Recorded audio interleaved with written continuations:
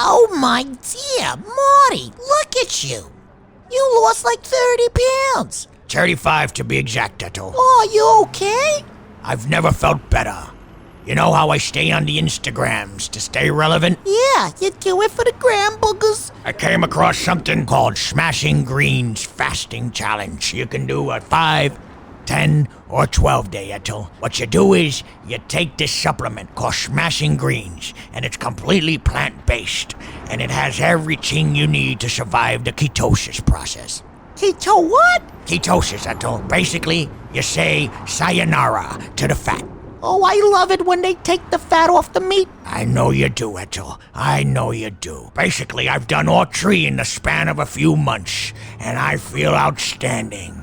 I'm back to tap dancing like Fred Astaire. Oh my, all this talk about tapping has me flustered. Well, don't get your feathers all ruffled, little birdie. 'Cause this eagle's got a pocket full of blue pills and the wind back underneath his wings. Oh, Mortimer, would you care to come over and join me for some meatloaf later? You know I would love to have some of your meatloaf, Eto. Oh! This episode of SOF Bad Monkey was brought to you by MASF Industries. That's Massive Industries. Founded and operated by one of this nation's top operators and all-around Bravo Alpha Mike Foxtrot, Mitch, Smashing Frog Aguiar. Mitch's all-natural, plant-based supplements will be sure to get you lean and mean, with products such as the base supplement to the viral health challenge that has taken Instagram by force, Smashing Greens. Stop by their Instagram page at MASF_industries and see if you're up for the Smashing Greens 5, 10, or 12-day challenge, or simply go to their Linktree online store at MASF_industries and check out their entire line of products and bundles. Get massive with at MASF_industry. That's MASF_industries.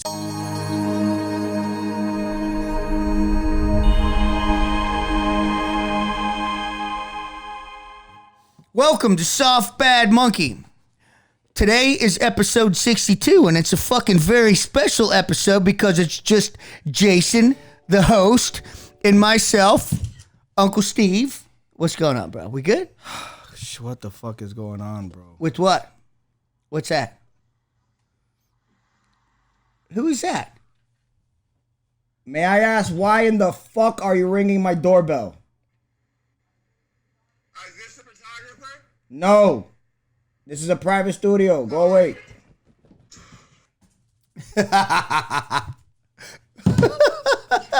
Sorry, guys. No, we should leave that on, man. All right, That's fuck it, we'll leave that fucking on. leave it on. This is fucking episode 62 of fucking Soft Bad Monkey. This is how we fucking roll in the hood. Jesus Christ, with your host, Jason Delgado. Steve Mofo Ralston. And that's right, there ain't nobody else here. God damn it. That's how we like it. But we've had a couple interruptions tonight, which is good. it's all right. No, it's fucking Washington Heights, man. That's fucking that's fucking how we roll up here. You get fucking crackheads ringing the fucking video doorbell. Guy looks like he was We ain't fucking selling rocks, motherfucker. Get out of here. like he was smoking on some pebbles and shit. Jesus Christ.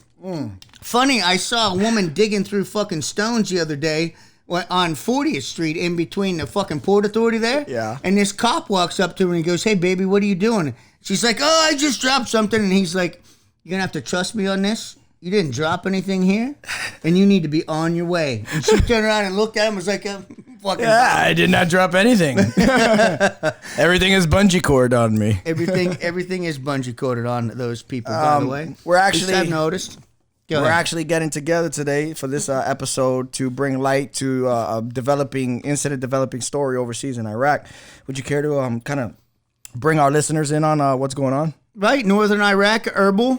Ankawa for some. Yeah, and it's currently Kurdish held, and it's shameful how we've treated the Kurds, so we probably won't be welcome there anymore. But anyway, last January, there's an incident between some MARSOC Marines and a retired master sergeant who was a contractor. The retired master sergeant was having a challenge with some of the Marine personnel, and he was a little bit aggressive and abrasive in the establishment. So the security for the establishment escorted him outside. He waits outside for the Marines to show up, and then they show up again. and there's an altercation, and then the contractor starts a physical confrontation, and he gets knocked out. Yes. Right. So anyway, you're a little bit more familiar with the altercation than I am. So the incident that we're talking about and where the contractor was knocked out, he was actually the aggressor in the incident, and it's caught on video. Yeah, all of it's on video. All of it's on video. So he spat at one of the MARSOC Marines' face and went to swing on him. Didn't know if he landed or not. I didn't see that much. Right. I didn't see nothing. Anyway, apparently the MARSOC buddy that was with him, the MARSOC individual's buddy that was with him, Danny's, he kind of punched him, protecting his boy, after he's gotten lunged at. And I don't know if it was one hit or not, but knocked out the contractor, Lockheed Martin Contractor. And basically, from what I gathered, he was out for a bit. Right? But then all of his contractor buddies fucking split, left his ass there. Or some helped him, escort him back to the compound, from what I understand. But my understanding was it was Marines that escorted him back, and they left him high and dry. Yeah, well, Marines, you know what I mean? Well, just because, and like we talked about earlier, there was a time and a place, like, you might get in a fucking scrap with your, there's inner fucking service rivalry. That's just the way it goes. There's going to be a scrap. There's going to be some fisticuffs here and there. But nobody's going to fucking damage anybody seriously. You might get punched in the face or whatever. You might lose a tooth or some stitches. But they're nothing fucking crazy, right? Exactly. Sure as hell not going to fucking get anybody hurt for real. So anyway, this guy gets knocked out. The Marines fucking swoop him up, put him in bed, put a corpsman on him to watch him. Yeah. And then he fucking aspirates. Exactly. Apparently the corpsman went out for a cigarette break or something, and the individual aspirated and threw up and choked on his vomit. Right. So, there's a lot of things going on, as far as elements in the story, and then things outside of the story, legality-wise. I want to start with the intricacies of the story. Right. So from what it sounds like, was the individual, the contractor, was a bit aggressive, a bit maybe, a few, like you like to call it, a few cans of loudmouth that night. And the apparently confronted one of the MARSOC Marines, the SARC, which is a medic, actually, a Navy medic. And basically, I had a few words with him. I'm not sure if there was a tussle or not, but the security guards... That's all they warranted. That's all they needed to warrant escorting him outside of the establishment. And then the individual chose to stay outside of the establishment to wait for the other two individuals to come out. So that already expresses intent to either confront. And you know how we are when we got a beef, we got a problem. We're the type of men that we're gonna figure it out. We're gonna see each other about it. You know what I mean? And now also you throw a few kinds of loudmouth in there, and just exacerbates the situation. Well, shit gets fucking real. You know how it is. You can't be dumping gasoline on the fire, especially. Well, you're talking about a bunch of fucking hyper aggressive fucking alpha males over there in harm's way. Yeah. And regardless who was in the right, who was in the wrong, these Marines. It's gonna happen. Well, the fist fights are gonna happen. And so fucking what? Yeah. Who the fuck cares? Of course, no one. I don't. But nobody wants to fucking kill anybody over the deal. That's my point. We would be quick to punch each other, no problem, because that's the type of meat eaters we are. Right. But there would never be a malicious intent to kill. Never. So the problem is the legal side of it. Now they're trying to railroad these individuals that were caught up into this incident, and on tragic, unfortunate incident on both sides. Right. On both fucking sides, but the community, SOF in a whole, it's taken big loss by this incident as well. Right. So that being said, it's the justice system in the military, right, that they're going after these two MARSOC Marines and they're charging them with some pretty hefty criminal charges that warrant time in Leavenworth. Absolutely. So what we're going to do about that is we're going to reach out to the United American Patriots, which is a fund that just happens to assist our soldiers when they have challenges like this. And the individual that we're going to be speaking to is Bull. I'm going to have him tell his full name over Skype here, and then you'll get the story from him as much as he can, but also I want to say again that we're not looking to speak negatively about the dead. We're not disparaging anyone in this particular case. We want to bring light to the story that the fucking military justice system is again trying to railroad our fucking meat eaters into fucking unnecessary challenges. They're going to have very dire consequences to these individuals if they aren't fairly tried. Exactly. Right. So that's what we're doing. So again, we're bringing up Bull right now with the United American Patriots. And what are we doing? We're dropping stuff, but that's okay. Oh, Jesus. Did he just fart? Yep. I told you not to have his little stinky ass up here.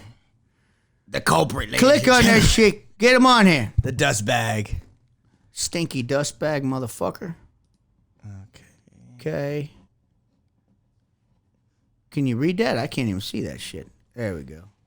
Say hi, I want to give him a call. Yeah. There he is. Slide over. I'm not in the shot, you bastard.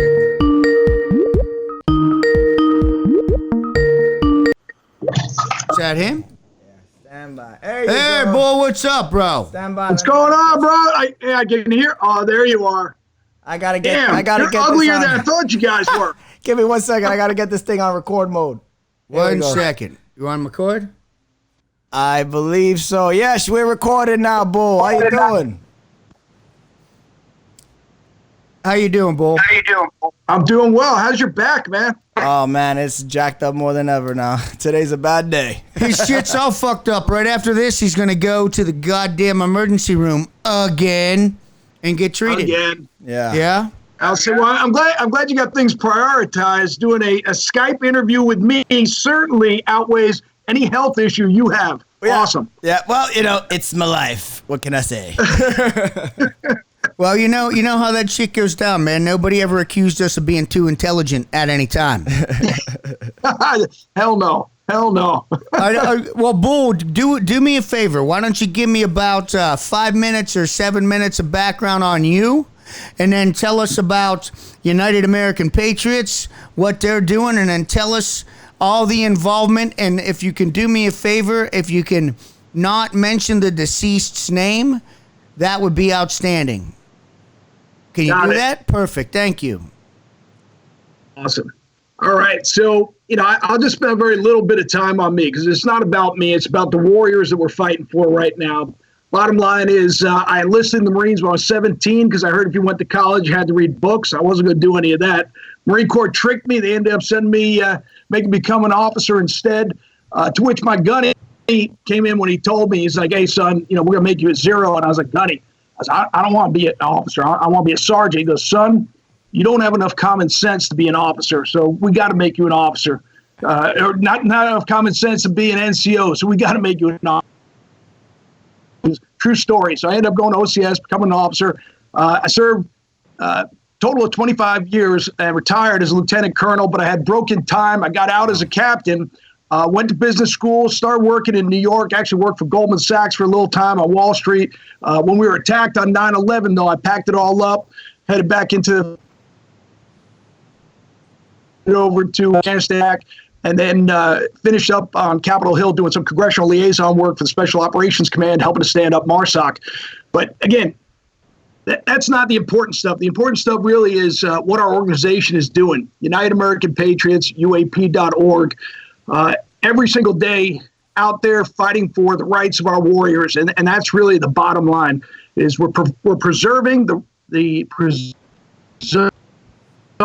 innocence, ensuring that our warriors, when they're accused of something, number one, that it's not a wrongful accusation, and then finally that they're not unjustly convicted or sentenced. And we're seeing that time and again across the board, this is happening. But our mission is to inform the president, Congress, and the public about what's going on. Our second part of our mission is to help raise funding for all of the legal defense for our warriors. And in many cases, that can be exorbitant, hundreds of thousands of dollars. And then finally, we help with the reintegration piece. So should a warrior, basically go from the battlefield to Leavenworth and then right back out, we want to make sure that, they've got some sort of a platform that they're coming out to and that we're supporting them along the way and ensuring that, they can reintegrate back into society as best they can. And on a side note there, not one warrior that has ever been accused of committing a war crime has there ever been any case of recidivism. In other words, they've never gone out and murdered anybody. They've never even committed another crime. And so we're very proud to support all these warriors and realize they're not criminals. And they're being judged, and many times on a political perspective. But what we do is, we look out for three key things. One is unlawful command influence. Two is prosecutorial misconduct. And the third is investigator abuse. And we're seeing across the board, there is one, if not all, of these examples in every single one of the cases that we deal with, where we see violations of warriors' rights. We see confessions that are being coerced. We see testimony that's being coerced. We're seeing experts that are silenced or they're fired. We see what's called exculpatory evidence. This is exonerating evidence, information that would show that perhaps the accused did not commit a crime being hidden. The jury is not being made aware of a lot of this information when there are units where there's individuals who are testifying against another individual in their unit. A lot of times there's a tremendous amount of coercion where they're accused of murder themselves, and then they're given some sort of immunity and ordered to testify. As a matter of fact, we're even seeing where enemy combatants are flown into the United States, and they're being asked or directed to testify against our warriors, and we're taking the word of enemy combatants over our warriors. So there's a lot of challenges here. At the end of the day, we recognize that some of the cases that we support, people are constantly like, well, I think they did something wrong here, or maybe it wasn't right here. But many of the times, even if they can find some wrongdoing, it doesn't equate to murder. And what happens is the prosecutors, they like to pile on a whole bunch of stuff, do these character assassinations to where they say, well, that was a bad person, so of course they committed murder, which of course that's not true. But even still, there are some cases where people argue, well, I'm not sure if that was murder or if it wasn't. But at the end of the day, even if somebody did something wrong, our individual rights must be paramount. And so we see this, from organizations like, the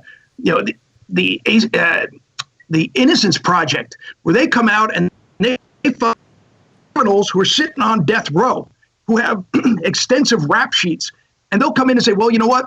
There was an unlawful search and seizure, or the DNA exonerates this person, and they will fight to get these individuals off death row. And quite frankly, that's the right thing to do, because in our society, our rights must be paramount. Yet what's interesting is when all of a sudden we do this for our warriors, our individuals who actually swear to support and defend our Constitution, our rights, even those people that would say, I hate you because you're in the military, our warriors swear to support and defend their right to say that, their First Amendment right. These same individuals will not support their Fourth, Fifth, and Sixth Amendment rights to due process. And that's the irony. These are not criminals. These are individuals who are upstanding citizens who have gone above and beyond to do some sort of selfless service on our behalf. And yet, for some reason, there's this disconnect where certain people in our society are more willing to support a known criminal with a rap sheet as opposed to a warrior who's being unjustly accused. So that's sort of a once over the world, and hopefully we address some of the key points, and we go from here. Does your organization only deal with incidents that occur CONUS, or are we talking about in this environment as well? Great question. So the charter, for the most part, focuses on what's called crimes in combat, or war crimes, as they're generally referred to. So they tend to be OCONUS. However, every once in a while, we'll pick up another case that's happened overseas, but we haven't had any cases that are happening here in the United States that we picked up. Excellent. How long's your organization been at this? Great question. The organization was founded back in 2005 by a retired Marine Major Bill Donahue. And this guy, Vietnam vet, he's a hard SOB. This guy, he took a face shot with a 12.7, survived. He's been getting all sorts of shrapnel pulled out of his body. One of the reasons he's not still active with the organization is that he's actually undergoing a whole bunch of medical rebuilding right now of his knees, his shoulders, the whole 9 yards, but he's still as sharp as a tack. And he founded this organization in 2005 when he saw the Haditha and the Hamdaniya Marines who were being paraded around in orange suits and shackles. and even congressmen were accusing them of being murderers or branding them as murderers before they had even stood trial. And Major Donahue realized that these warriors were not going to get a fair trial unless we brought in some really high-powered attorneys to come behind these guys and, again, preserve the presumption of innocence and protect all of their rights. At the end of the day, if they're found guilty, then have it be done by a fair trial. And so he came in initially. He actually even mortgaged his house to get this organization stood up. Wow. And so the organization's been around for quite some time right now. And I was only fortunate to be brought on about a year and a half ago, maybe a little bit more. And it was only because one of the board members, his name, Lieutenant Colonel Bob Wyman, who I actually served with in the first Gulf War, he was the battalion XO, I was lieutenant. He was constantly trying to keep me out of trouble. He did the best he could. The bottom line is he was on the board, and he tried for 3 years to get me involved with this organization. And my knee-jerk reaction was, listen, if these guys have gone into combat, they've committed war crimes, and they've been found guilty by what I figured was a just process, I want nothing to do with this. I said, it's not the ballpark I'm playing in. And he kept for 3 years trying to explain that's not the case. These guys' rights have been violated. And although I was listening to him, I wasn't really hearing what he had to say. And one day I dug into one of the cases, and I was just shocked that our own U.S. government was railroading these warriors for political reasons. And in many times, they weren't even, getting a chance to do any sort of forensics on the supposed victims. And they were making assumptions based upon what the Afghan government was telling them. And the next thing you know, these guys were put away in prison. So I dove in a big way. And right now we're swinging, we're fighting. We've seen a lot of success. Even over the past year, we've seen 11 major successes with pardons coming out from the president, paroles coming out on behalf of warriors. We've got clemency coming in. We've got cases that have been overturned, and we're going to continue to fight to make sure that our warriors' rights are preserved. I think it's interesting you bring up the comparisons, or should I say the coincident, a little bit more than coincidental scenarios in each of these individual cases that we're dealing with the last past 2 years. I would say the Gallagher case, the Michelle Logan Melgar case, as well as this one where for political. You got Clint Lawrence, you got Lieutenant Behenna, you got Major Matt Goldstein. You've got those are the ones that were recently pardoned by the president, but at the same time, we've had Sergeant Derek Miller paroled. He was put away for life for premeditated murder. We were able to get him out after 8 years, but it was 8 years too long. We got First Sergeant Hatley, an amazing warrior with a stellar record, who again put away for life. We were able to knock it down. We just were able to get him paroled, and but for some reason they're keeping him for one more year, which nobody can understand. Nobody can give us an answer, but we're fighting to reduce that time as well. So there's a lot of warriors that we're getting behind who, again, deserve their rights. So what I'm seeing is, at some level in their prosecution, this becomes a political tool. That the scenario becomes a political tool for an agenda, and then that motivates, like you said, the suppression of exculpatory evidence, so on and so forth, not allowing these warriors, their just due rights. So do you notice, like, it's usually that's the case, is when it comes to political, when it comes skyrocketed? Great question. And if I can kind of break it down, there's two sort of channels, if you will.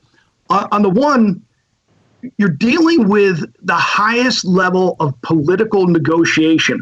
So let's take, for example, First Lieutenant Clint Lawrence, or even a Staff Sergeant Bob Bales case. These cases happened in 2012. What was happening in 2012, excuse me, you had the Obama administration working with the Karzai administration to try and get a partnership. And a part of that partnership was to try to get the status of forces agreement. And the status of forces agreement basically says who's going to have jurisdiction if a crime occurs. And of course, the U.S. government says, look, these are our warriors. We will police our own. And Afghan government saying, listen, you guys are killing civilians left and right. Look at what's happening. You got the MARSOC unit that, they're slaughtering civilians. You got this, that. And in 2012 in particular, you had some Marines who were coming under attack constantly by the Taliban. Marine body parts were being cut up and strung up in trees. And some Marine snipers went out and destroyed these freaking Taliban. And what ends up happening is they decide to urinate on the dead bodies. It gets videotaped and it gets spanned all over, the world. And all of a sudden, oh my God, how could these freaking Marines piss on dead bodies? Again, not mutilating bodies, not hanging about, pissed on dead bodies. Okay, maybe not something we want to brag about, but at the same time, this created an uproar. The following month, in 2012, you had a bunch of guards at Bagram, Afghanistan, found out that the inmates, the enemy prisoners of war, were passing around notes in little books that they had, and so they collected up all these books and they burned them. Sounds like a smart move if you want to try and reduce any problems in your prison. The challenge was those books just happened to be Korans. So all of a sudden, the world freaking exploded. Afghanistan was protesting. America was everybody. How could we be so Islamophobic? Oh, my God. And so you had all of this tension going on while you were trying to get this partnership going. Then, bam, you had Bob Bales, who confessed to killing 16 civilians. We can get into that case where, how his confession was coerced. But then following that, you had I believe it was the Los Angeles Times printed on the front page of their newspaper some warriors who were actually posing with dead bodies. Bam, all of a sudden, all this stuff's happening as we're trying to close this up. Boom, Clint Lawrence, his incident happens, and all of a sudden, without any evidence, the supposed individuals that he ordered his paratroopers to engage were classified as unarmed civilians, and he ended up getting convicted for murder. What was interesting is that they weren't civilians. We've got the biometric data to prove that they were combatants, but again, we can dive into that deeper. Bottom line is that status of forces agreement wasn't signed. Yep. Sorry to interrupt. It just broke up there for a minute in the Skype, and what I believe you said is you were able to prove that they were enemy combatants because you had prior biometric data to prove so, correct? Exactly. In First Lieutenant Clint Lawrence's case, and again, we can go as deep as you want into that case, United American Patriots supported the MAHER legal team, MAHER legal team, to go over and get investigators in Afghanistan who actually pulled from U.S. government databases evidence, biometric evidence. This is fingerprints and skin cells with DNA, because what happens is, for those who aren't aware, whenever there's an improvised explosive device in Afghanistan, we send in these sensitive site exploitation teams that try to pick up whatever type of evidence they can find. And if they are able to find a little shred of evidence, they'll pull a fingerprint, they'll pull those skin cells from wires that they're trying to twist to make these bombs, and they keep this huge database. Well, guess what? Those unarmed civilians that supposedly Clint Lawrence ordered his patrol, his paratroopers to engage, actually were enemy combatants. They were Taliban. We know this for a fact. And yet that information, which the government had, exculpatory information, was never brought up to the jury. The prosecutors continued to say that these were unarmed civilians time and time again, even though they knew or should have known they were enemy combatants. So, of course, the civilian jury, they said, well, he's killing civilians. That doesn't sound good. But at the end of the day, when we brought this back around for the appeals court, the judge said, we will not dive into the abyss. That was the quote they used. Whoa. Abyss of biometrics. Wait a second. This is how cases are solved nowadays with DNA and fingerprints. They weren't going to dive into it, so they dismissed that case. So this is where, when there's an uproar about, well, the president, stepped in and President Trump just let a murderer go. Well, no, he didn't. He came in to support the Constitution. He came in to support our rights, to make sure that other warriors would not be railroaded like this. So that's at the highest level where we're seeing politics. But if you take this down to the operational level, United American Patriots, per our name, we love our country. We love our warriors. We love all of our forces, even the Air Force. And despite all that, what happens is, at the end of the day, if my wife has cancer, who I love to death, I'm going to authorize getting her cut open to take that cancer out. And that's what we need to do right now. Our armed forces has some cancer, and those prosecutors that are in there, they're acting with impunity, because in the history of the Uniform Code of Military Justice, not one prosecutor has ever been held criminally liable for prosecutorial or criminal activity. Statistically We speaking, see this with investigators. Yeah, that's statistically We see speaking, this that's with impossible. commanders as well. Yeah, that's crazy. I was saying, I'm sorry, you broke up. I there. was saying statistically speaking that there's no statistics, so that's like impossible. Because you know, at some point, given all these overturned cases or these pardon cases, they've been proof of misconduct, and to not have them be prosecuted for that, come on, yeah, that's they're coddling them. It's bizarre. They're enabling their ill behavior. They're enabling their freaking lack of what do you call integrity. Absolutely. That's Agreed. a perfect Absolutely segue to agreed. take us into our current conversation concerning the group of Marines that were involved in the altercation with the civilian contractor in Iraq in January 18. So, pardon me, January 19, wasn't it? I believe it was. Well, no, actually, it was. I thought it was New Year's Eve. Yeah. So yeah, New Year's Eve, but of 2019. Oh, 2000. That's right. Correct. Right. Correct. Okay. So, tell us about that case. Yeah, so here we've got 3 MARSOC raiders, 2 gunnery sergeants, 1 chief, exemplary records. I mean, these guys are top performers. I mean, they couldn't have gotten into MARSOC to begin with. They couldn't have been a SARC corpsman if they didn't have these exemplary records, and they do. And so what ends up happening is they get authorization to go off base. And understand, this is Erbil, Iraq. It's not like people think it's in some crazy combat zone. What the heck were they doing out in town? Erbil is probably the most secure and probably the safest city in the Middle East, if not in the world. But the bottom line is they were out in town. They got confronted, or the corpsman was confronted by an individual. That individual apparently had too much to drink. The security at this club asked that individual to leave. He did leave, but he waited outside to confront these 3 MARSOC warriors. When they came outside, one of the MARSOC warriors, gunnery sergeant, came out and said, hey, listen, tried to diffuse this whole thing and say, look, it's New Year's Eve. Let's knock it off. Let's not create an issue. That individual struck that MARSOC raider. Next thing you know, another MARSOC raider hit that individual. He went down and he was out cold. Now, just so you understand, many times you get a, he said type case where it's like, oh, he did that, or he did that. And so you have to rely upon hearsay evidence or witnesses. In this case, we actually have videotape. So everything that we're saying here, this was all captured on videotape. He's even disputing that. But what is happening is this individual who was a contractor over there, who was with other contractors, the contractors all left. And so these 3 MARSOC raiders said, look, this guy, he was acting inappropriately. He's being a jerk. But at the end of the day, he was our jerk. He's still American. We're going to look after him. They pick him up. They bring him back to his hooch and bring him back to his rack. And they look after him. They put him on his side because they realize he's inebriated. They don't want him to throw up and choke on his own vomit and aspirate. So they look after him. They keep a watch on him. And as they rotate through, one of the watches already identifies that eventually he stops breathing. He calls back in this chief, this corpsman, who immediately tries doing heroic life-saving steps, calls for immediate response from higher medical. They do everything they can to try and save this individual's life.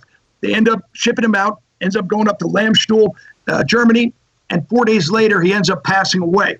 Now, just to put this into perspective, nobody is celebrating this because this was a blue-on-blue incident. These were Americans who got into an unnecessary fight on New Year's Eve, alcohol-related, and nobody expects a bar fight to turn into an individual dying. So nobody's celebrating this. Nobody thinks this is not a good situation all around. So what ends up happening, though, is the command ends up coming down on these 3 individuals, and automatically they lose the presumption of innocence.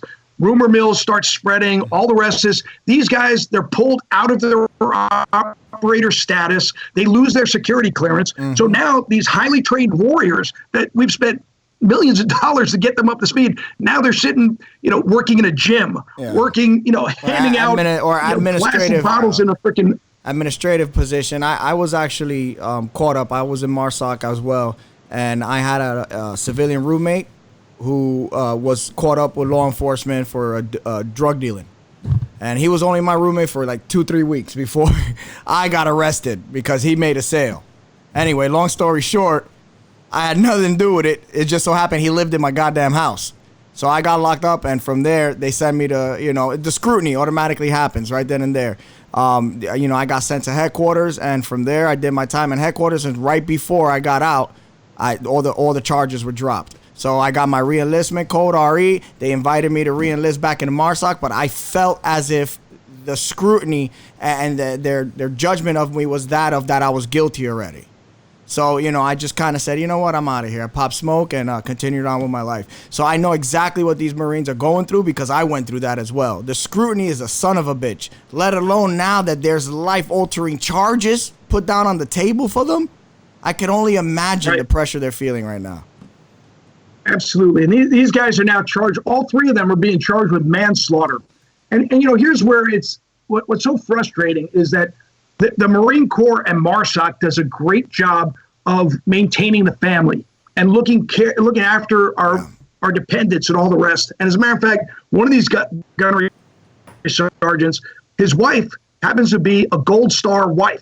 She's a widow. She actually lost a Marine once before. And so now all of a sudden, where she remembers how everybody came together to support her in that challenging time, now all of a sudden those same people won't even talk to her. They're just, again, they're assuming that somehow her husband is guilty, and so she's guilty, and so she's lost this support. Yeah. And ironically, she's maintained, an amazingly positive outlook because she recognizes that this too is going to pass. But at the same time, it's frustrating because there's the perception that's, sort of permeated by the command. We saw this with the MARSOC 7, Fred Galvin and his Fox Company Marines, where they engaged enemy combatants, and all of a sudden his unit, before they even base, BBC was reporting that these Marines had killed women and children, and the commanders there threw them out of the country. Like, I don't even know that there's been a Marine Corps unit ever thrown out of country. I don't know that any U.S. force,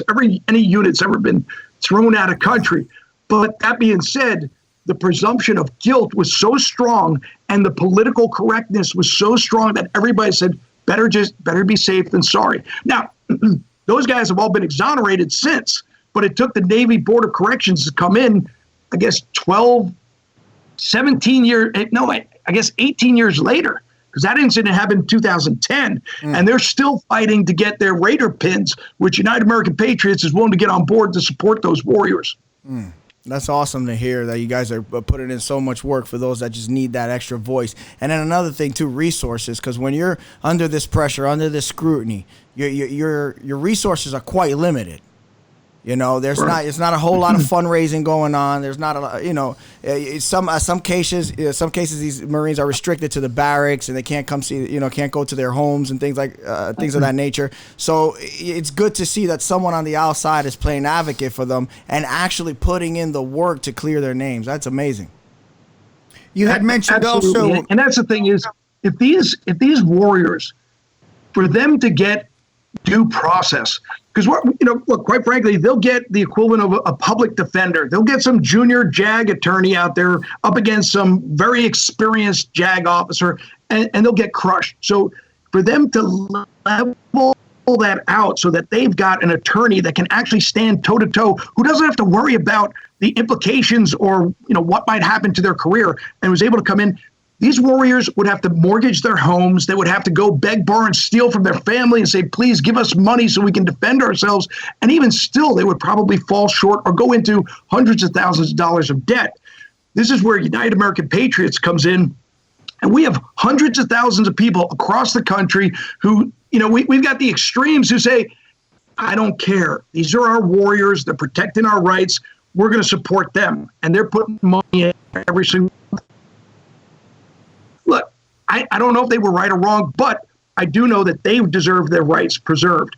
And so we raised tons of money. But what's interesting is the average donation we have is about $39. So we don't have any big donors. We don't have like Michael Bloomberg putting millions of dollars behind gun control or something like that. We're sitting here. This is a grassroots movement. So we certainly respect and appreciate every single dollar that comes in to support these warriors. you had mentioned earlier how in the court of public eye that these Marines are already being perceived as guilty in their own backyard. You want to go into that a little bit? Yeah, here's the thing. They've been pulled out of their operator status. Like you had Gunnery Sergeant Dreyer, Danny Dreyer, superstar. He was about to be promoted to E8, and all of a sudden, he was going to be an ops chief, going out deploying with his warriors and getting the experience and providing all of his amazing he has. And all of a sudden, he's pulled back, and his promotion's put on hold. And then they get their security clearances taken away, which means that all of the buildings that these MARSOC warriors work in, they can't even go in there. They're not even allowed in. So they're seen as pariahs. Mm-hmm. They're painted as outcasts. All of a sudden, they're outside this warrior culture, and they're put in these billets that, quite frankly, they're billets that would be for a junior enlisted Marine or a civilian. They would not be for these highly experienced warriors. Yeah. So, of course, from the inside, they're being perceived as bad guys, but it gets worse. The command is already using their case in an ethics class and teaching instructors and teaching the warriors this is what not to do when you deploy. So basically, they're using a case from individuals who have not even been found guilty yet, haven't even gone to court yet, as evidence of wrongdoing. Now, why is this terrible? Well, of course, it besmirches their names, but why is it even worse? Because in the command, in the Uniform Code of Military Justice, the ultimate convening authority, he's responsible for selecting a jury. And that jury is going to come from all of these warriors who are being told right now that what those three did was wrong. So before they even sit there in the court, they're tainted. They're poisoned. They're like, oh, look, I know these guys are wrong. They did something wrong, but we have to go through this formality. I got it. And so what ends up happening is, in their minds, when all of a sudden the jury says, oh, hold on a second, leave the room, we got to discuss this, they perceive that all of the information they already know, which may be wrong, that's what they're not supposed to be hearing. And then they come in. So they're filling the gaps of what's happening in trial with the misperception and the misinformation that they're receiving right now. So these warriors, they don't have a chance of success, especially when our court martials end up seeing a 98% conviction rate. So it's pretty much when a commander pushes it down to court martial, these guys, they don't stand a good chance of coming out clean. Oh, man. I got to tell you, just hearing that alone is pretty frustrating to know that they're teaching some sort of a posture class using this incident. Absolutely. They're saying this is what you should not do. Hold on a second. They haven't been found guilty yet. So they're making a huge leap there, a huge presumption of guilt. So what can we do to help to get these guys' names out there, to let the people know exactly what the facts are, to dig a little bit deeper, so there's some fucking snowball's chance in hell that these guys can get a fair trial? What can we do? Well, first of all, I appreciate you asking. Second of all, the fact that you're even giving me an opportunity to talk on their behalf, I appreciate that. And all of your followers and everybody who's out there who's concerned about our warriors, they need to start contacting their congressman. And they have to start letting their congressman know this is not appropriate. So what do we... So from a... I'm sorry. So what do we... strategic... I'm sorry? It's the Skype is a little lag. I'm so sorry. It's like, must be the internet. My question to you is, what is it of the current charges that you guys are not agreeing with? Is it all of the charges you're going to dispute? Well, here's the big thing. The primary charge is manslaughter. But before you even get to any of the charges, it's preservation of the warriors' rights. That's the most important thing. So here's the thing. If their rights have been violated, then it doesn't matter what you bring up against them, that it should not stand. And this is where these warriors cannot get a fair trial under the Uniform Code of Military Justice, because their rights have been violated with unlawful command influence, with the overzealous prosecution where they're overcharging these warriors for an incident that, look, quite frankly, I don't know any Marine, special operator, SEAL, you name it, who hasn't been in a bar fight. Like, that's pretty much, it happens. You know, I'm missing my front 3 teeth and I've got 20 stitches in my lip because it happens. But what ends up happening is you don't charge people with manslaughter. Now, why? Because most of the time, the people survive, you know, a fist fight. You know, nobody brought out weapons or anything like that.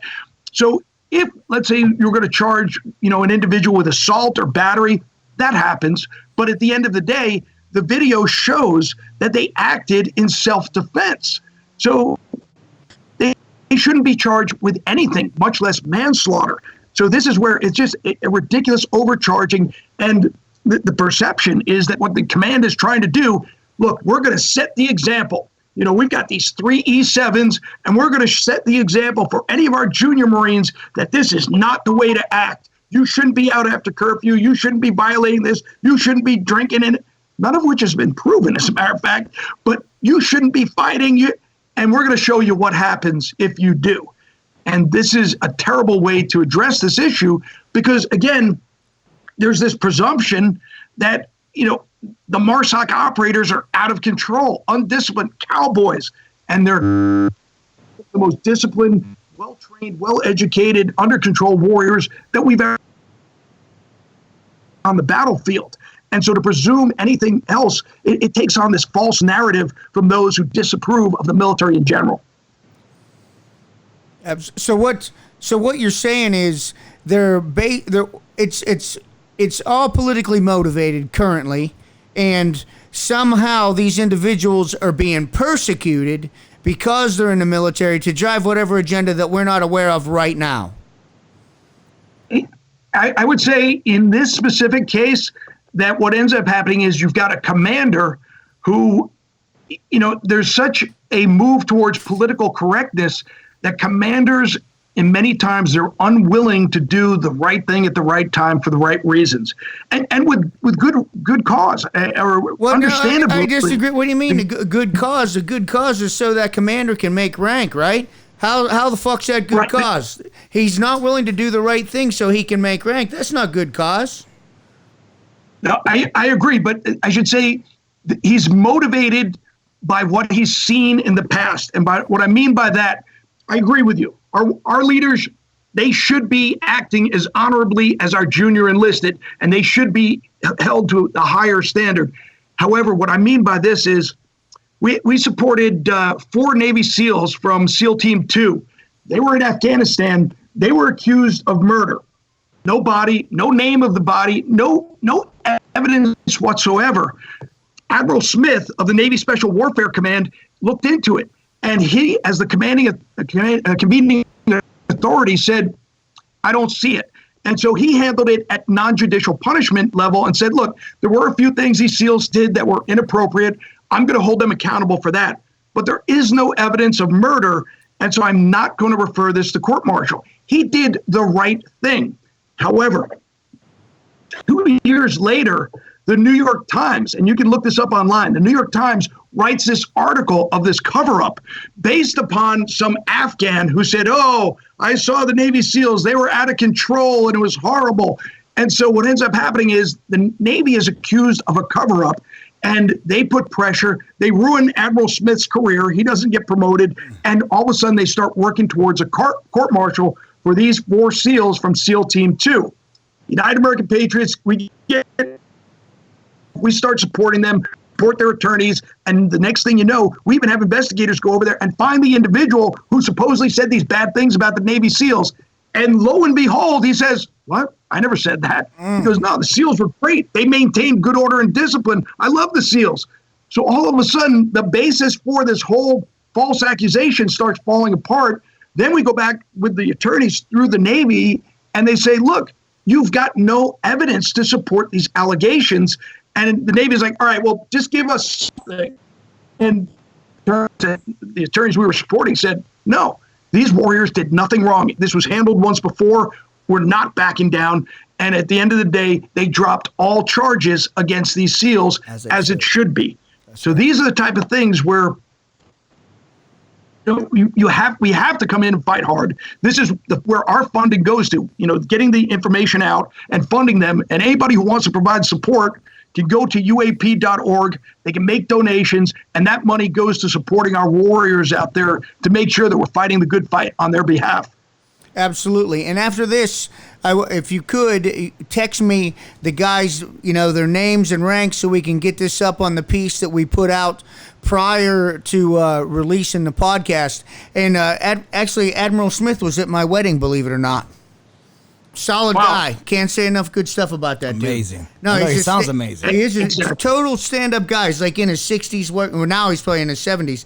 But back then, he's in his 60s working out every day, just as hard and as fucking smart as they come. So he's not the guy that's going to fucking dust shit under the rug. If you got to pay the man, you're going to fucking pay. Yeah. And he's definitely... sounds like he was just. Absolutely. You know what I'm saying? I just want to make it a point to let our listeners know that this is no way, shape, or form as some sort of way of petting the MARSOC individuals against the deceased or the deceased's background or his affiliations with special operations. This is a highlight of, one, the justice system, the UCMJ, and how flawed it is, allowing individuals damn near an ultimate power and say-so over the cases to a certain extent, and also a fear of skylighting themselves in the public eye as well. So they bury a lot of information, and they also stack charges on top of these individuals just to secure prosecution. And then another thing, this is something as a whole in a community that we need to look at and say, we need to address things differently. We can't just keep going around pummeling each other. You know what I mean? And another thing that Bull and I discussed yesterday, you have these individuals that are trying these fucking hard dicks. These people that are trying them are just doing whatever they can to get a conviction so it looks good on a resume so they can work for some high-powered law firm when they're a civilian. These people could give a shit less about the military. Yeah, they could give a shit less about these guys' careers. They don't care that this is the culture, that this is how we handle business sometimes. We're not going to raise our hand and run someone up the fucking flagpole for a couple of misused words. You know what I mean? They're not doing it for honor. They're not doing it for the good of our great nation. They're doing it only out of self-centered reasons, and they're doing whatever they can to make themselves look good. Mm-hmm. In this particular case, if they can fry these three guys for manslaughter, it's going to look great for them. However, there never has justice been so discredited, except in this case. Yeah, well, and here's the thing. Go ahead. Listen, I am certain there are honorable JAGs out there who are doing the right thing at the right time for the right reasons. However, they're having their good name besmirched when all of a sudden some of these other ones are not. And this is where you get individuals, if they're going to college and they say, I want to be an attorney, but I can't afford it. United States government pay for it. All you got to do is come in, serve a few years, and go through 16 weeks of sort of, what we call knife and fork school, how to wear a uniform, basically learn the basics of the Uniform Code of Military Justice, and then you're going on to be an attorney. So back in the old days, during World War II and all the rest, if there was what was considered a crime in combat, they would pull, let's say, an artillery officer and an infantry officer and say, all right, you're the defendant, you're the prosecutor. Now let's figure this out. Let's get the facts and figure out what went right, what went wrong. Now you've got a professional JAG Corps, Judge Advocate Corps in the Navy and the Army, that these individuals, they have their own generals, their own separate chain of command that are coming out. And like you said, the way they get promoted is by prosecuting people. And if you prosecute an individual for murder, wow, that's a heck of a lot better than, getting someone who's, went UA for a few hours, so this is where these big cases, and as you also pointed out, that the external law firms, they're going to look at this and say, wow, you've got some, litigation experience, you've been in the trials, and you've actually gotten a conviction. That's setting them up for success when they get out as well. So there is a separate motivation and a personal motivation. And we're seeing this with the investigators as well, because the investigators, they should be coming out and trying to find the truth. But time and again, we see them trying to line up with the prosecution's narrative. And so, the question is, do we need a special investigator team simply for the defense? And now all of a sudden you've got different teams. It shouldn't be that way. But if nobody's being held accountable, that's what ends up happening. It goes to the default on behalf of the government, prosecution, and all lined up against the individual. So it sounds like a problem with the military judicial system itself. If they don't have individuals who have actually been in similar situations, or at least a parallel course, how can they even begin to relate to what these, or who these individuals are? They're not even the same fucking animal. We're not talking about the same species at this point. Well, look, an organization takes the lead from the leadership up top. And if you have the leadership up top coming out and apologizing for our warriors doing what warriors do, locate, close with, and destroy the enemy, then all of a sudden that's going to permeate down. And then remember, our generals, it's not just a meritocracy. Generals are selected, and that certain generals are going to come up through the chain of command under certain leadership, and then you're going to see certain generals under other leadership. So when you have a culture that, for example, President Obama came out with an award for showing restraint in combat. Like in combat, our warriors are supposed to use as much violence as is necessary to overwhelm the enemy. Now, certainly it has to be proportional per the rules of engagement and per land warfare. But at the end of the day, when you're talking about using restraint, I've been in combat multiple times, and I'll tell you right now, I have never, ever been concerned about our warriors being aggressive. They've been highly aggressive. My concern always was, would they be able to turn it off? Let's say that was my concern as a junior officer. I've never seen that as a problem. During the first Gulf War, as a on-the-ground commander leading into Kuwait with 1st Battalion, 6th Marines, I saw our warriors acting aggressively, jumping into trench lines, doing what they had to do to destroy the enemy, taking out tanks. And then when all of a sudden there was a wounded Iraqi laying on the ground, they're sitting there doing first aid.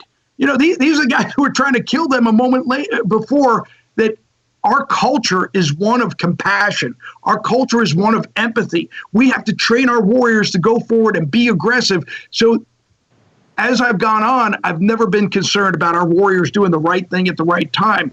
But there's this concern that's gone so overboard that, when we overly prosecute individuals and we end up assuming an act of self-defense is actually a manslaughter.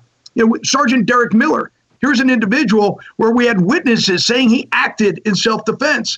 He was found guilty of premeditated murder while he was interrogating a detainee that tried taking his weapon, premeditated murder, and put away for life. I mean, this is just absolutely insane. These are our warriors, have impeccable records that are doing the right thing at the right time. And I'll tell you, I've seen these warriors in Leavenworth. It's a different class than other criminals who are in there. These are true warriors who maintain their integrity. They maintain their bearing. They end up, ironically, becoming leaders in the prison. And these are the type of warriors that should not be assumed guilty. We should give them the presumption of innocence and look after and protect their rights, just as they protect all of our rights. Well, hopefully at some point in time we'll get away from this fucking apologist subculture that seems to be coming down from the top. We train these young men and women to go over and do what's necessary to protect our interests, and then when they do what they're supposed to do, they're punished for it.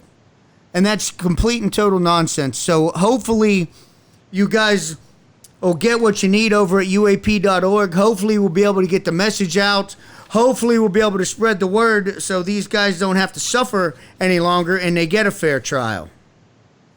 Absolutely. And we're going to keep fighting. And what's great is now that, we're gaining a lot of momentum, now that the president's come out and pardoned quite a few of the warriors that we've been trying to elevate information for all the time. We're going to continue to press for others that have been unjustly accused. We're also helping get the word out. As a matter of fact, I just got a photograph. This is our new UAP NASCAR, although I've been told our number's been changed to 78. Nice. But we're getting the messaging out more. We've got a lot more work to be done. Here's isn't interesting. Just give an example. Like people often ask, what do you do as far as pardons? So we're working on Sergeant Derek Miller's pardon right now. And so what happened was the attorneys, said, hey, we want to fund what they call graphic novel. Back when I was a kid, we call them freaking comic books. But, it basically tells Sergeant Derek Miller's story in a concise way, because so many times people just get overwhelmed. There just seems like there's too much information and they just can't absorb it all. So we have to really simplify this information. A lot of the information that we elevated to the White House and to congressmen, we put into PowerPoint presentation to really break it down so you could just sort of absorb it in a visual manner. But, we see all the time where investigators and prosecutors, they cross out the information that does not support their narrative. I can send you sheets where, for example, in Clint Lorentz's case, we had the names of those individuals who Clint Lorentz's platoon engaged crossed out, and they called them Afghans or males of Afghan descent. Why? Because it's harder for you to defend yourself against an anonymous person. We have the previous lieutenant saying, I would never allow a motorcycle to come near our platoon, crossed out. And now all of a sudden, Clint Lorentz is accused of changing the rules of engagement when the one thing he was found not guilty of was changing the rules of engagement. We see this time and again, and this is where we're going to keep fighting to make sure our warriors' rights are preserved. All right, Bull. Well, hey, I think that's all we got. Jason, you got anything? No, I'm just thank you for doing what you do, especially for those that don't have that voice or that income or that energy to fight these cases. Well, Bull, just so you know, we're going to put out UnitedAmericanPatriots.org for as many shows as I can think of. And also, I'm going to get your information and also the individuals involved information, and we're going to put that out on all of our platforms. And we're going to follow the case and put out as much good information as we can. So, God bless you, my friend. Hey, thanks, brother. I appreciate it. You guys do an amazing job here getting the word out and make sure that people realize, how important it is that we've got warriors who are able to do those hard things in the middle of the night on our behalf. So God bless you for what you're doing. Keep fighting. Yeah, you too, man. And I'll be reaching out to you again, I'm sure. All right. Thanks so much, guys. I appreciate it. It's an honor. Take good care. Semper Fi. Semper Fi. That's right. Wow, I got to tell you, Steve, man, that guy's doing a lot of work. A lot of good stuff. I know, that's fucking an absolute shame. That, but, we train we train our best and our brightest, and they are actually in combat and in training for combat longer than they've ever done anything else. And then when they do it well, they got to fucking worry about that nonsense. And it's interesting that he told me in the entire history of the the UCMJ, not one prosecutor was ever prosecuted for misconduct. Right. That doesn't make sense. That does not make sense, especially when there have been overturned cases due to misconduct. Right. So you're saying after the fact, no one goes back in to see how these prosecutors finagled evidence or excluded exculpatory evidence. Right. And you're telling me that's not criminal? Fucking flat out faked evidence. Omission in general. Just like that's, to me, it's a crime alone. You're omitting it's something that's be a fucking crime somewhere. It's got to be. I got to tell you, and I kind of want to bring up the deceased individual's he had a fucking perfect record. 21 years, record. Fucking retired master sergeant and shit. Granted, he didn't deserve to die. Did he make some fucking bad choices? Yes. But the fucking three dudes, granted, one of them punched him in the fucking face. But that's what we do. What happens? And he knew that was a chance. Yeah. He knew that. Yeah. And he might have wanted that. There ain't no telling. What's the first thing what do you think's going to happen? What are the first things you ever asked me when we first met? If you ever been punched in the fucking face. That's like your favorite thing. To see if someone's there. Because if you've been punched in your face, you don't like that. So you kind of would avoid that. Well, I ask, because I work with some anonymous organizations, and I ask people, you ever been punched in the face?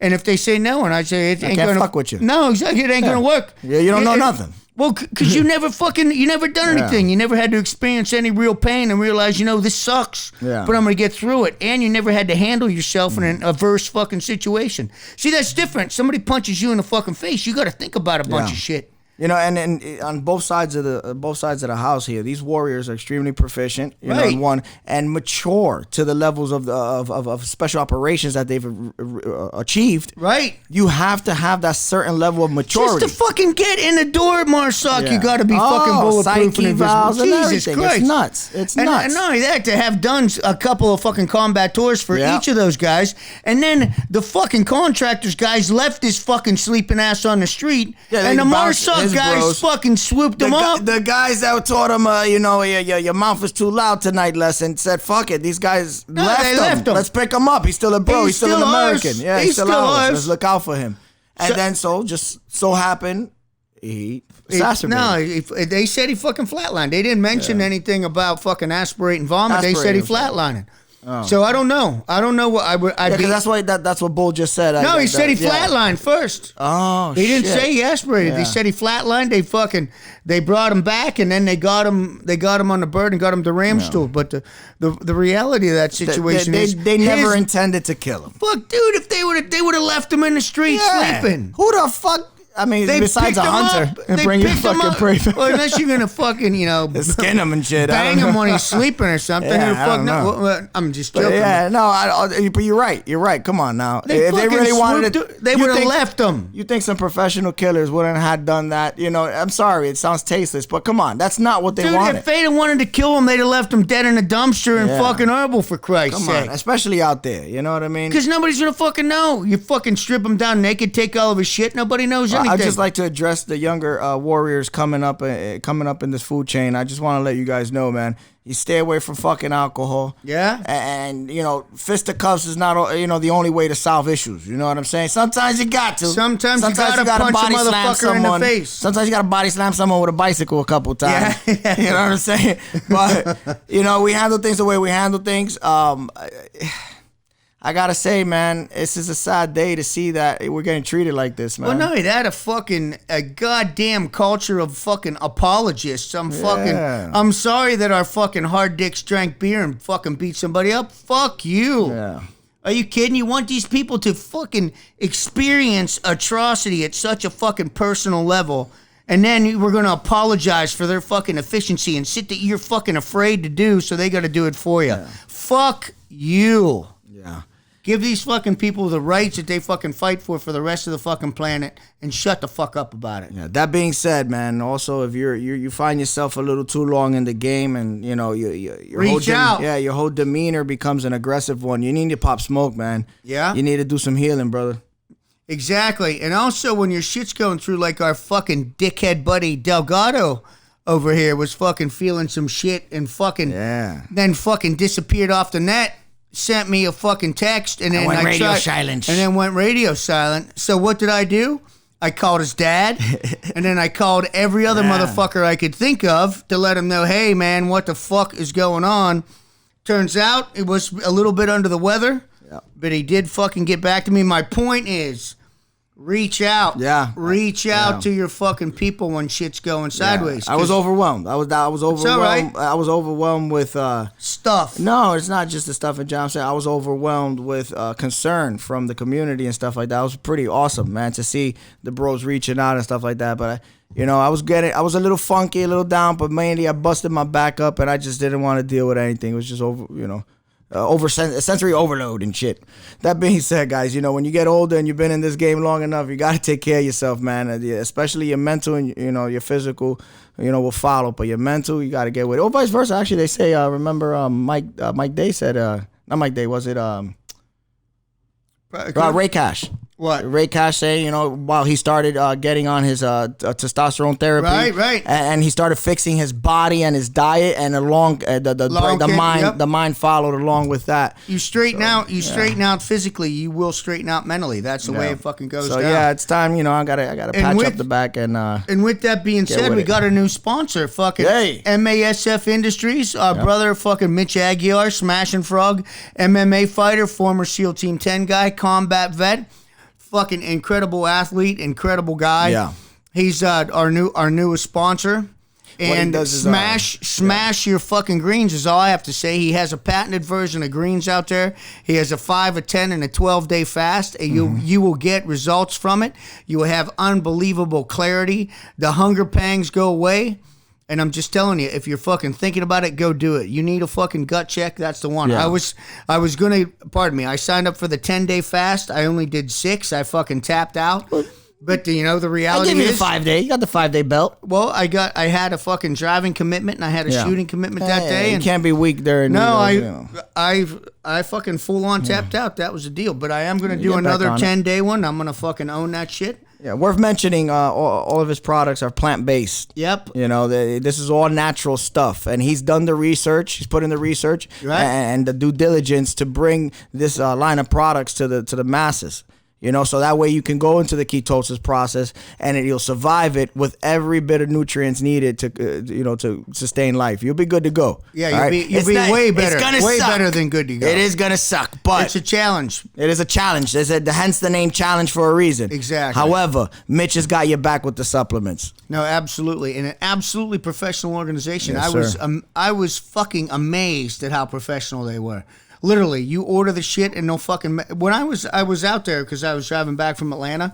I was out there with Mitch. I was fortunate enough. I stayed with him for a couple days, and there were orders that came in at 5:00 that day. And Mitch and they had the fulfillment staff put it in the boxes and labeled it and all that shit. But Mitch and I picked the shit up and fucking drove it over to the post office. Nice. And delivered it. So he is involved in every single piece of that organization. And I'm telling you, man, he's I got nothing but good things to say about him.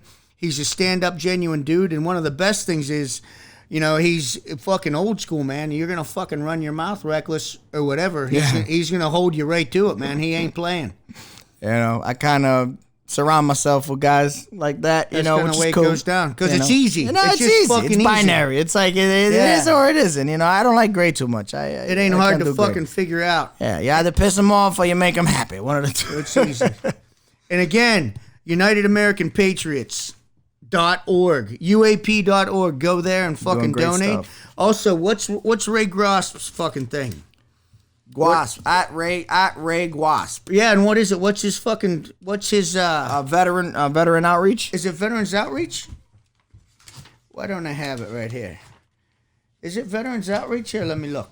I'm going to look it up. We got it.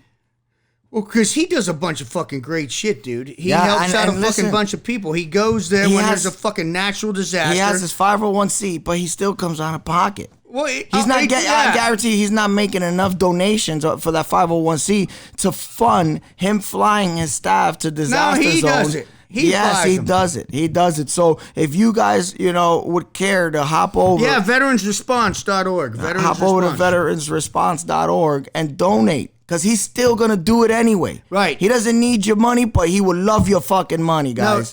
No, pardon me. He doesn't need it, but the fucking rest of the planet needs it because Ray's only one guy. He's only one guy running one company. But the point is, he's going to these places that are absolutely destroyed by natural disasters, and he's filtering giving these water. people fucking clean water. That's huge. that's fucking.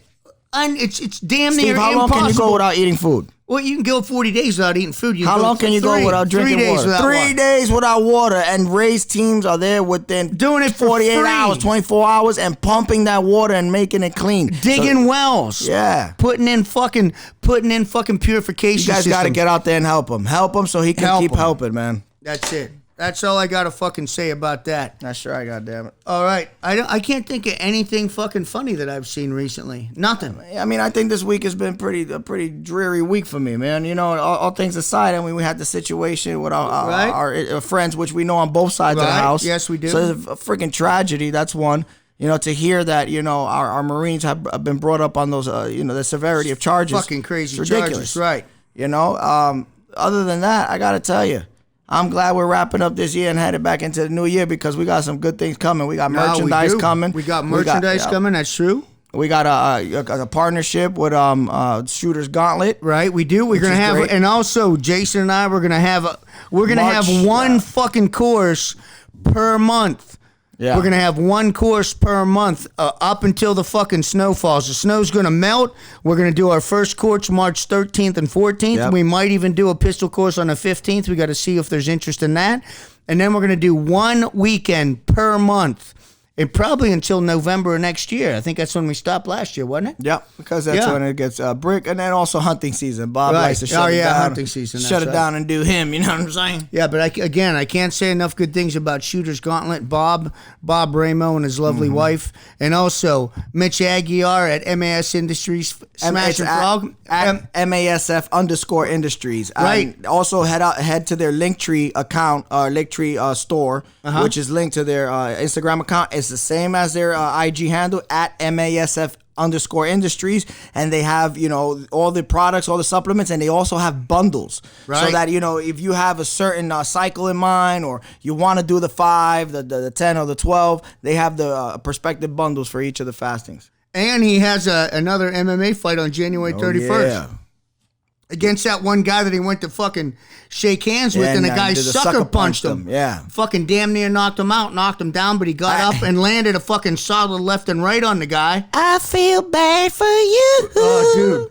That fucking guy's got some laser focus, and he ain't playing around, so that Mitch cat's is gonna going to go get right through. fucking What are you mangled. giving him? The first round, second round? I give him First round. He's going to fucking knock his ass out. When he's talking about mindset is everything, Yeah. that's fucking no joke. And then for him to just go readdress that moment as much as he does, just to look at it, stare at it, I think he does it as a never again motherfucker. Well, You know what dude, I mean? right after he got knocked out, like that day, he put it up on a social media platform. humble dude, man. And people were like, "Why did you do that?" And he's like, "What the fuck are you talking about? Not That's step what out. happened." Yeah, you win or you lose. That's it. That's Stop being it. crybabies. That's what's wrong with this fucking goddamn culture in this day and age, man. Right. Motherfuckers are so upset that they lost that they're still fighting after the fact. Well, I mean, this is the way I look at it, and I've lost way more than I've won. Even if you lose, the worst fucking thing that you get, the absolute worst thing that you get, is a great fucking lesson. Yeah, beautiful lesson. That's the fucking worst thing that you get. So you might have lumps or some stitches or busted something.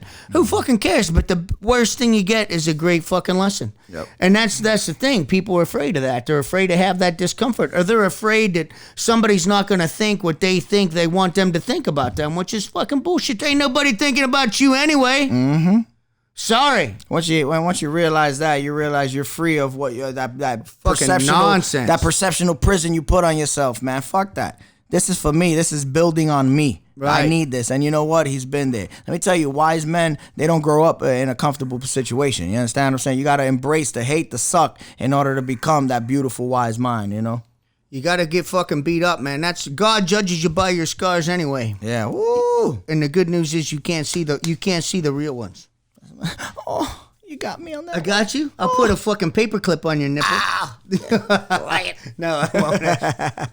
Did I just say that? I said that out It's loud. all right. didn't I? It's all right. Everybody And knows it's you're not- a freak. It's not a paperclip. It's like one of those little clippy things. Ooh, It that's would a nipple hurt. clamp. That's a Is nipple that clamp. a nipple clamp? Go ahead, go for it. No, I will not. come on. I will not. Come No, on. dude. Let's do it for the gram, dude. No, I won't do it for It'll the be a gram. new challenge. Go ahead. Okay. Oh shit, it's right there.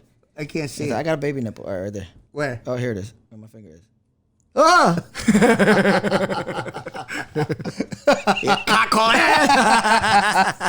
Hey, you told me to do it, motherfucker. All right. That's all I got, man. We got any jokes? I don't got any jokes. Fuck jokes. All right. That's it, you fucking filthy fucking meat sacks.